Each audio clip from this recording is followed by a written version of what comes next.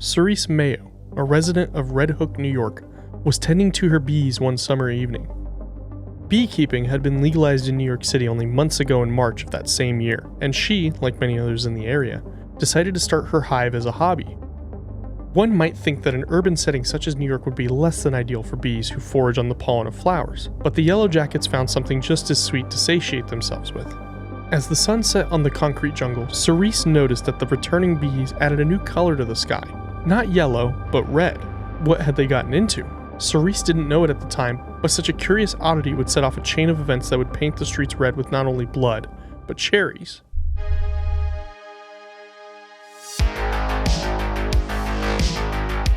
Cerise was not the only beekeeper in the area that noticed the red bees and the watery red honey they had been producing.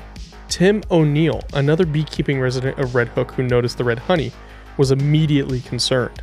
He suggested that the honey be tested in a lab before anyone tried consuming it, as the color could have occurred because the bees confused motor fluid from a local bus depot for nectar due to its sweet taste. That September, O'Neill would send samples of his hive to a lab for testing. When the results came back the following month, it was determined that FD&C red number 40, the type of food dye used in maraschino cherries, was found in the honey. Bees had been seen around a nearby cherry factory, sampling puddles of red syrup on the sidewalk outside. Dell's maraschino cherries factory occupied an unmarked 38,000 square foot building in Red Hook and was a staple of the neighborhood, providing jobs to residents of the area since they moved there from a smaller building in Carroll Garden in the 70s. The CEO, Arthur Mandela, was the third generation of his family to run the business, and he expanded considerably since he took over in 1983. While he didn't make any comments to reporters about the situation, Mandela did reach out to the founder of the New York City Beekeepers Association, Andrew Cote, to come up with a solution for the red honey. They were able to come up with a simple solution to the contamination by installing some screens, tightening seals, and controlling spills. Once these countermeasures were in place, the red honey phenomenon was no more. Cote noted that Mandela took the situation very seriously, despite the fact that beekeeping had previously been illegal and he could have just as easily tried to have the beekeepers shut down again.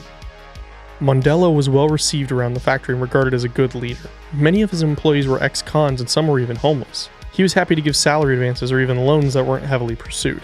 He provided free lunch and went out of his way to keep a human workforce despite his $7 million investment into automation. He went out of his way to help the people around him however he could. He was also known, however, to be short-tempered or even paranoid at times. If there was a mistake on the floor, he was there screaming his head off. He wanted what he wanted, exactly as described, and delivered on time. Anything contrary would be met with the full force of his wrath. He expected fairly rough hours, including late nights, weekends, and many holidays. He was also known to carry a gun, which only added to his intimidation. People were fired often, but anyone who wanted to come back was given second, third, and even fourth chances. In 2010, a gold-plated Desert Eagle, a $50,000 Rolex, and about $60,000 cash were stolen from the office. Mandela, concerned it was an inside job, interrogated several of his most loyal men and promptly fired them. Mandela was also known to have had an affinity for cocaine. He was known to snort coke in his office or on his yacht from time to time. He was also affiliated with the convicted marijuana smuggler Salvatore Capecci, who had been previously married to his sister. Above all of his other rules, Mandela was very particular about the back of the factory near the garage where he kept his cars. He specified that the floors were not to be sprayed in that area. Workers noted that there was always an exotic scent back there, that the thick scent of cherry production just couldn't mask. Mandela wrote it off as wet wooden pallets, but some of the workers could identify it right away. Neighbors of the building had commented about the scent of marijuana coming from the factory, but dismissed it as employees smoking on their breaks. Around the time of the bee situation, reports were filed about the possibility of marijuana being grown in the factory, but they were never confirmed and eventually dismissed. Local authorities hoped that the media attention on the factory would pull the curtain back a bit and help the investigation, but eventually, the case was shelved and mostly forgotten about. Things grew volatile in 2014 when he divorced his then-wife, Yevgenia Mandela. He became engaged shortly after to an old flame, Gina Hollis. He confided in a longtime employee he was trying to get sober, but his mood became more explosive than ever. It was around that same time a new district attorney, Kenneth Thompson, took over in Brooklyn, looking to close up open case files from the previous tenure.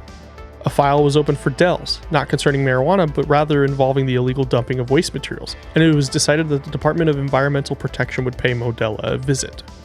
On February 24, 2015, 24 investigators arrived at the factory for a surprise visit with a warrant. Despite Mandela's best attempts to keep them out, they soon descended on the garage. While examining some shelves, they discovered a false wall. They informed Mandela that they intended to send for a warrant to search behind it. Upon hearing this, Mandela excused himself to the bathroom where he locked the door. Police tried to get him to come out, but he refused. He sat in that bathroom contemplating the decisions he'd made that led up to that moment. Alone, on a toilet, cops outside the door waiting to arrest him. After they failed in persuading him to open the door, Mandela asked that they bring his sister Joanne. When she arrived, Mandela told her to take care of his kids through the door. With his affairs in order, he figured now was as good a time as any. Mandela was a man who valued complete control over every aspect of his life. Jail wasn't an option he could live with. He pulled out a .357 Magnum he carried in a concealed holster on his ankle. He pressed the cold metal barrel to his temple and squeezed the trigger. The police discovered a ladder behind the false wall leading down to the 2,500 square foot basement with space for approximately 100 marijuana plants, with LED grow lights along with 100 pounds of harvested marijuana and $130,000 cash. There was also a garage space where several vintage cars including a Porsche and a Bentley were found. Had Mandela lived, he might have gotten away without any jail time. 2 to 3 years in jail was possible, but probation was more likely. Dells was charged with criminal possession of marijuana in the first degree and with failure to comply with laws regulating to the illegal dumping of wastewater and fined $1.2 million. No further charges were brought against the business as the DA saw no reason to destroy a successful company providing jobs to the community. No evidence was discovered that pointed to Mandela selling the marijuana, but the sheer volume implied it. That, and many other questions regarding the Breaking Bad level subterranean grow room would remain unanswered in his absence. Mandela's daughters Dana and Dominique took over the company in their father's absence. They managed to keep the business open in the wake of the disaster and worked tirelessly through the following weeks to provide damage control.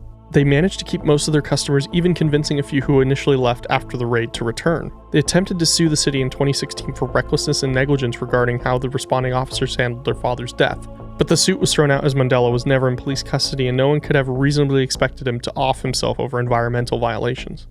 Dana and Dominique decided to continue running the company themselves as it was all their father had left them. He didn't have a home and his cars were seized as part of the investigation. They worked hard to keep his memory alive and the business booming, being the 4th generation of their family to manage Dells.